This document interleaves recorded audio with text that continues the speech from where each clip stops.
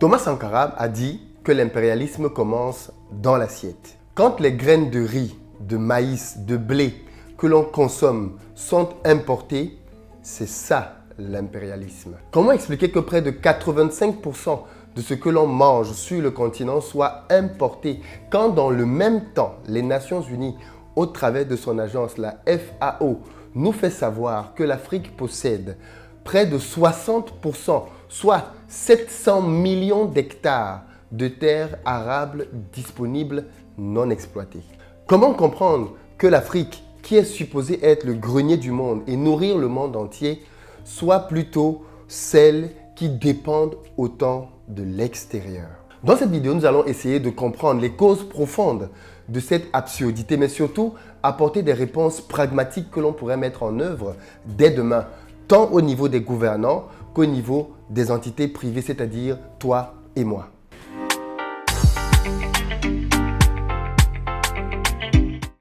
Salut à toi, bienvenue sur ma chaîne, moi c'est Philippe Simo et ici je te parle d'entrepreneuriat et d'investissement parce que je suis convaincu que c'est grâce à ça qu'on va faire décoller notre communauté. Donc si toi aussi tu veux faire partie de cette belle aventure, je t'invite à t'abonner à cette chaîne et activer la cloche des notifications. Tu seras ainsi informé de l'apparition de toutes nos vidéos business comme celle-ci qui vont t'aider à réussir dans tes affaires. Pour ceux d'entre vous qui veulent développer leurs activités en se servant d'Internet, j'ai une bonne nouvelle pour vous. J'organise une formation en marketing digital à Douala le 23 avril et à Yaoundé le 30 avril. L'équivalent est fait pour Paris aussi le 21 mai. Pour toutes ces trois dates-là, vous avez dans les commentaires des liens qui vous permettent de réserver vos places. Mais il va être question pour moi de vous donner les clés qui vont vous permettre de multiplier par beaucoup votre chiffre d'affaires. Internet est devenu un moyen indispensable pour pouvoir gagner de l'argent. Malheureusement, je me rends compte que dans notre communauté, très peu de personnes savent s'en servir. Les liens pour réserver vos places sont en commentaire. Et puis la bonne nouvelle, c'est que pour les amis du Gabon, j'arrive pour la première fois le 7 mai pour parler avec vous de stratégie business. Pour le Gabon aussi, le lien est disponible en barre de description. Dans les années 60, plusieurs pays africains ont officiellement accédé à leurs indépendances. L'heure était à la fête, au chant, aux danses, à l'euphorie.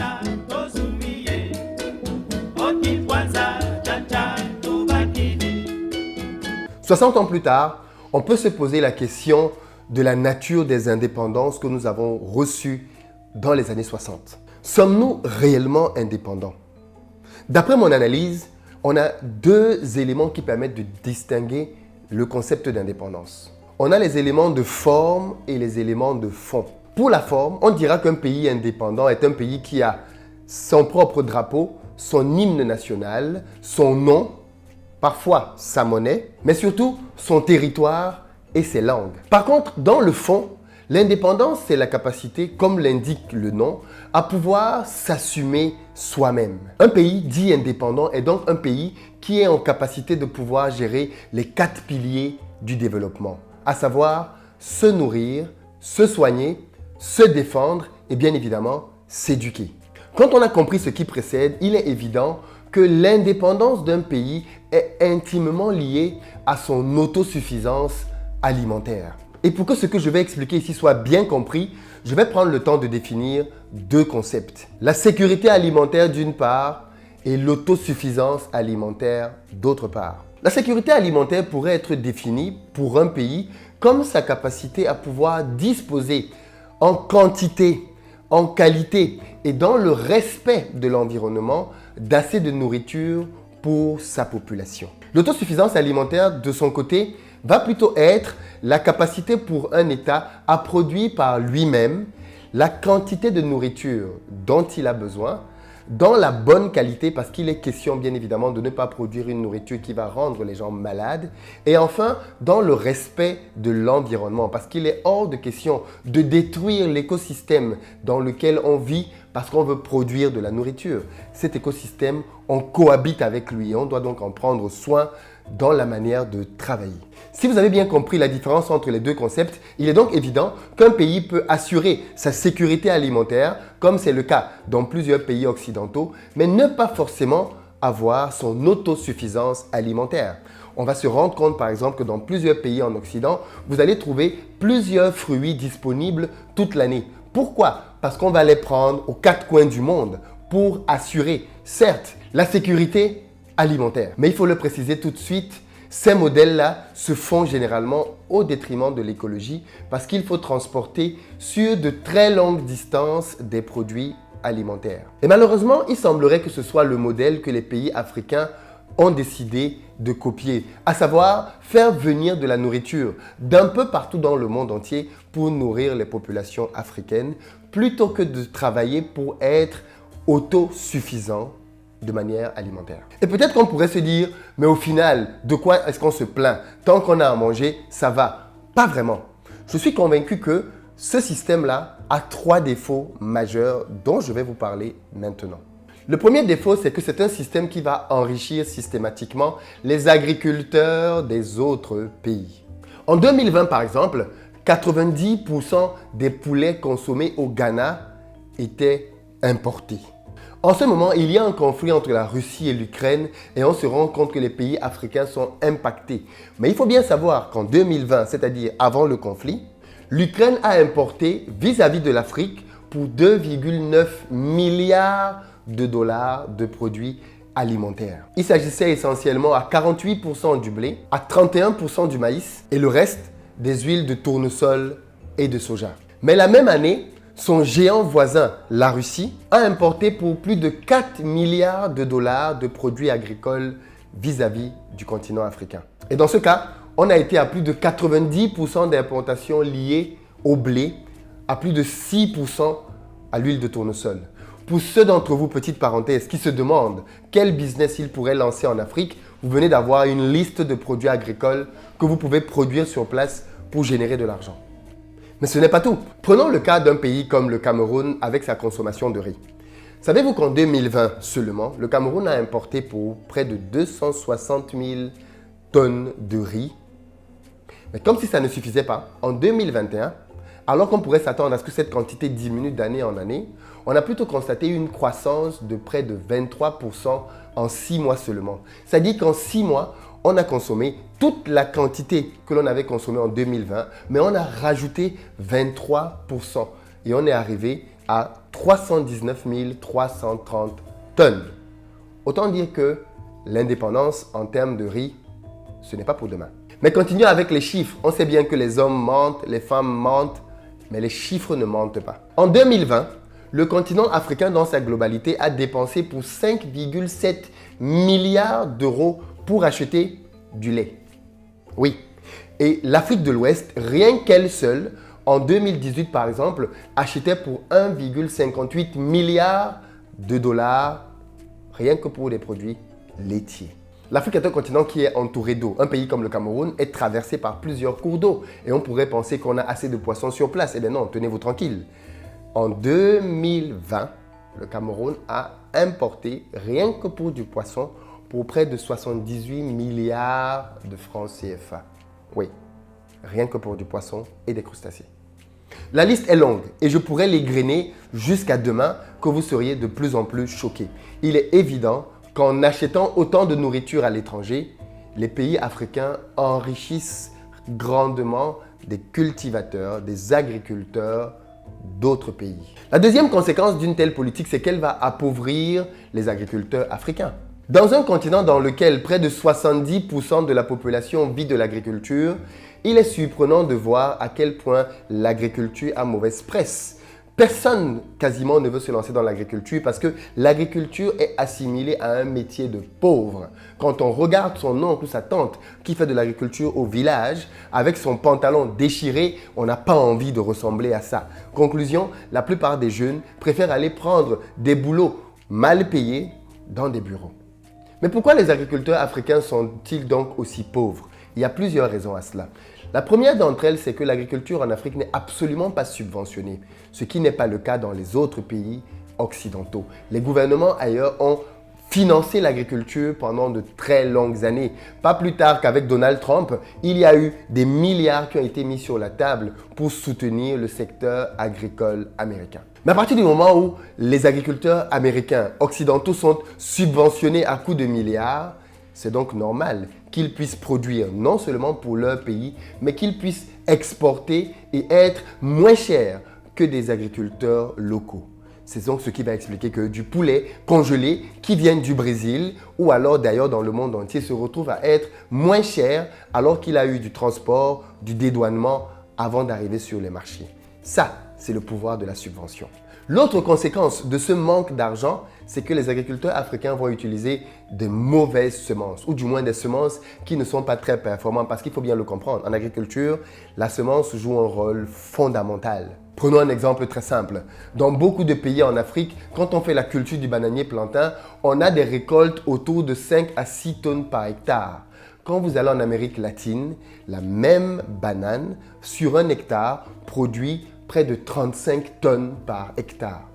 Comment on peut compétir quand nous, sur un hectare, on a 5 à 6 tonnes, alors que de l'autre côté, ils ont sur le même hectare 35 tonnes, soit plus de 7 fois en termes de capacité de production. Le manque d'argent va entraîner un autre problème majeur, l'absence d'irrigation.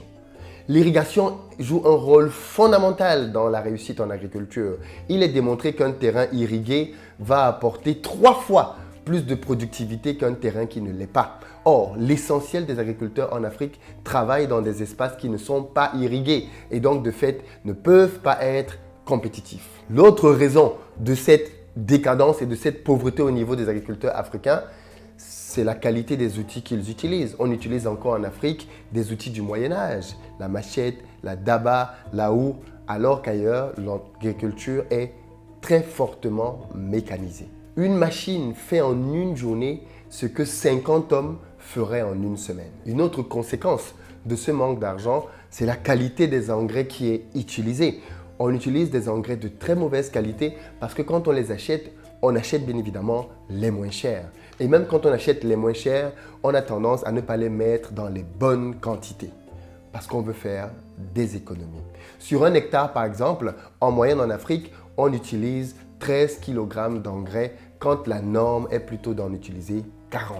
Et puis le dernier point que je veux évoquer et qui traduit la pauvreté des agriculteurs africains, c'est le fait qu'au final, on cultive chez nous des cultures de rente qu'on ne consomme pas. Et ça, c'est juste quelque chose d'extraordinaire. Une culture de rente, c'est une culture que l'on cultive et que l'on vend à l'étranger pour avoir en contrepartie des devises. En Afrique, on se retrouve à cultiver chez nous du cacao, du café et d'autres cultures comme celle-là qui ne sont pas dans nos habitudes alimentaires et qui font que nos cultivateurs deviennent donc totalement dépendants des cours des marchés à l'international. Ceci est une pure absurdité. Beaucoup de pays asiatiques, comme la Thaïlande, sont des pays qui vendent du riz à l'international. Mais attention, les Thaïlandais eux-mêmes consomment beaucoup de riz. Et c'est comme ça qu'on doit fonctionner avec une culture de rente. Faire une culture dont on est nous-mêmes d'abord un marché conséquent. Et c'est quand on a fini de nourrir sa population que l'on peut produire pour l'étranger. Par contre, quand on dépend à 100% quasiment de l'étranger, eh bien, il arrive ce qu'il arrive. C'est que le cultivateur de cacao ne gagne pas grand-chose quand celui qui le transforme à l'étranger brasse des milliards. La pire conséquence, qui est la troisième, c'est la fragilité qui naît de la dépendance. On a aujourd'hui un conflit entre la Russie et l'Ukraine qui est fort instructif en termes de géopolitique. On constate que quand des pays ne s'entendent plus, ils essaient de s'asphyxier les uns et les autres économiquement. Ce qui veut donc dire que quand on veut, par exemple, pour la Russie, asphyxier l'Europe, on ferme le robinet du gaz. Pour l'Europe, quand on veut asphyxier la Russie, on gèle des comptes. Par exemple, tous les moyens sont bons pour faire mal à son ennemi d'aujourd'hui, qui hier était son partenaire. Ce qui veut donc dire que d'un point de vue purement stratégique, se retrouver dépendant autant de l'étranger pour sa nourriture est une erreur stratégique incroyable. Parce qu'il suffirait donc pour un dirigeant d'un pays qui ne s'entend pas avec un pays africain, pour lui simplement de fermer le robinet de l'alimentation. Aujourd'hui, on n'a plus besoin de bases militaires pour déstabiliser les pays. On a pu voir en 2008 les émeutes de la faim. Dans plusieurs pays africains, notamment, on a vu des gens aller faire des grèves dans la rue, des manifestations qui ont entraîné des dizaines de morts dans plusieurs pays. Pourquoi? Parce que les prix des denrées de première nécessité avaient flambé sur les marchés. Le prix du riz, le prix de l'huile, ainsi de suite, avaient complètement flambé. Mais tous ces produits, si vous remarquez bien, sont des produits qui dépendent des achats extérieurs. Et donc, on s'est dit que quand on est passé par 2008, peut-être que nos États avaient compris la leçon et ils avaient compris qu'il fallait qu'ils investissent massivement pour pouvoir combler les déficits en termes de production alimentaire. Eh bien non. On se rend compte avec la crise russo-ukrainienne que nos pays africains sont encore plus dépendants que jamais à continuer d'attendre qu'une grande partie de leur nourriture, rappelez-vous, 85% de ce qu'on consomme en Afrique vient de l'étranger. En d'autres termes, quand on se retrouve dans une situation comme celle qui aujourd'hui oppose le Mali à la France, si le Mali est un pays qui dépend alimentairement de la France, eh bien, le président français n'a qu'à appuyer sur un bouton et dire « ne leur livrez plus de nourriture ». Et il sait que cette mesure-là, elle va être beaucoup plus violente et beaucoup plus efficace qu'avoir des bases militaires. Parce qu'à ce moment-là, c'est la propre population malienne qui va se retourner contre ses dirigeants. Donc, fondamentalement, l'autosuffisance alimentaire est un objectif fondamental pour atteindre son indépendance. Quelles sont donc les solutions? Qu'est-ce qu'on pourrait faire à ce stade-ci pour que l'Afrique retrouve sa place? La première chose, c'est que l'État joue réellement son rôle. Que nos États aient des politiques beaucoup plus agressives que ce n'est le cas actuellement. Alors oui, bien évidemment, nos États font déjà des efforts et il faut le reconnaître pour pouvoir permettre que davantage de culture soit faite localement. Mais ce n'est clairement pas assez. Il faut accélérer la cadence. L'heure est grave. En 2003, nos pays ont signé ce que l'on a appelé les accords de Maputo. Et en Maputo, en 2003, nos pays ont décidé d'injecter dans l'agriculture tous les ans 10% du budget national. Malheureusement, très peu de pays africains, moins de 10, ont pu tenir cet engagement. Pourquoi? Parce qu'on va mettre de l'argent pour le militaire, on va mettre de l'argent pour la défense, on va mettre de l'argent pour l'économie, à beaucoup d'endroits, on va mettre de l'argent, sauf là où c'est prioritaire. Le budget pour l'agriculture devrait être le budget le plus important de nos pays en Afrique. Je me rappelle bien de Thomas Sankara qui avait fait, lors d'un défilé d'indépendance, non pas un défilé où on voyait des militaires défiler, mais un défilé où on voyait les agriculteurs passer chacun avec sa production, faisant comprendre que l'enjeu fondamental chez nous, c'était de nourrir nos populations et pas d'armer nos États. Prenez l'exemple de l'absurdité d'un pays comme l'Égypte, qui est la 12e puissance militaire mondiale. Oui, l'Égypte est la 12e puissance militaire mondiale. Se retrouve à dépendre à plus de 90% du blé qui vient de Russie. On investit dans les armes et pas dans la nourriture.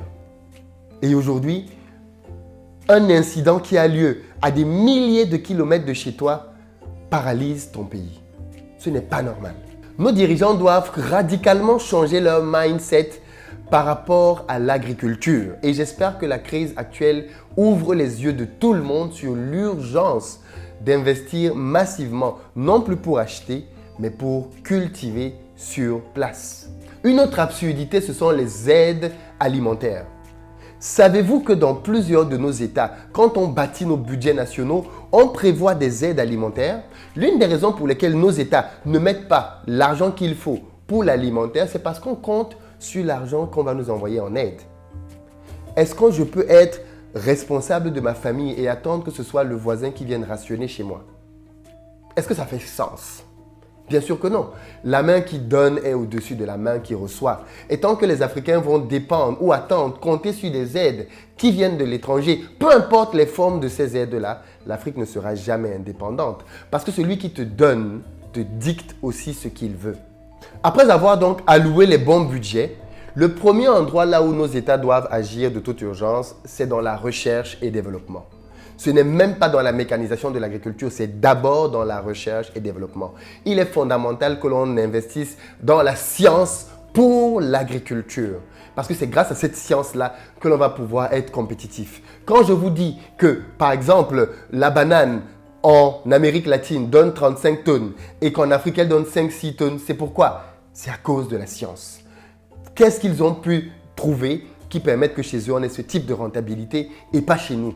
C'est la science. Savez-vous par exemple que l'Islande est le premier pays exportateur de bananes en Europe? Oui, l'Islande, un pays où il fait très froid. Comment? Parce qu'ils ont pu créer des serres et faire du plantain dans les serres, en réchauffant les serres. Ça se fait comment? Grâce à la science. Il est urgent que nos politiques investissent donc dans les scientifiques africains, et on en a beaucoup, qui ont des cerveaux bien faits, qui ont été formés dans les meilleures écoles au monde entier et qui peuvent travailler pour développer leur pays. De cette science-là va découler forcément le deuxième endroit, ce sont les semences. Parce qu'on aura bien travaillé au niveau de la science, on va pouvoir avoir de très bonnes semences.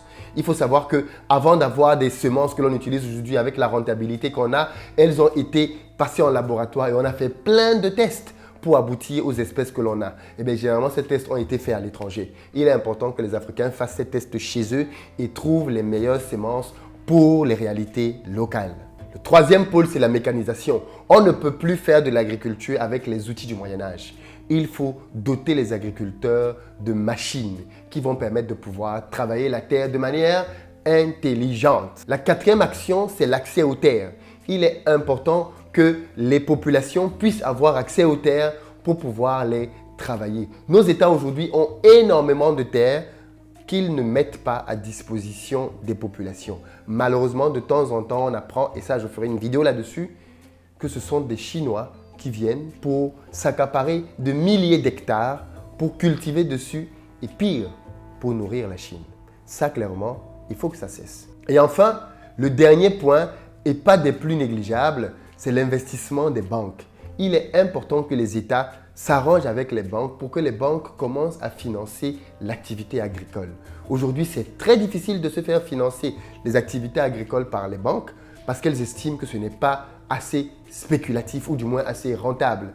Il faut que nos États mettent la pression qu'il faut pour que les banques commencent à financer les agriculteurs afin que l'on cesse d'avoir des petits producteurs mais que l'on commence à avoir des industriels qui vont aller de plus en plus grandissants. L'agriculture, ce n'est pas le business le plus rentable qui existe, mais c'est probablement l'un des plus stratégiques. Et si j'ai décidé à mon niveau personnel de m'investir dans l'agriculture, c'était bien pour ces raisons-là. Être dans un secteur stratégique qui va compter pour les prochaines années. Et chacun d'entre nous peut jouer son rôle. Et qu'est-ce qu'il faut faire, les amis? La première chose, c'est qu'il faut que l'on achète des terres. Chacun à son niveau doit pouvoir acheter un ou plusieurs terrains qu'il va pouvoir utiliser derrière comme un moyen de pouvoir travailler dessus. C'est fondamental. Achetons des terrains et travaillons sur ces terrains. Je connais des gens qui se gargarisent d'avoir beaucoup de terrains, mais qui ne servent à rien. Travaillez sur les terrains, mettez de la valeur sur ces terrains-là. Et ce n'est qu'en faisant ça et en étant de plus en plus nombreux que l'on va pouvoir, à notre niveau, je l'espère, lancer une révolution. Imaginez ce que serait notre continent si tous ceux qui regardent cette vidéo la partagent, mais surtout achètent des terrains et derrière lancent un projet agricole. Fût-il d'1 hectare, de 5 hectares ou de 10 hectares, que pensez-vous que ça va donner comme résultat à la fin? Partagez-moi ça dans les commentaires et je vous dis à très bientôt.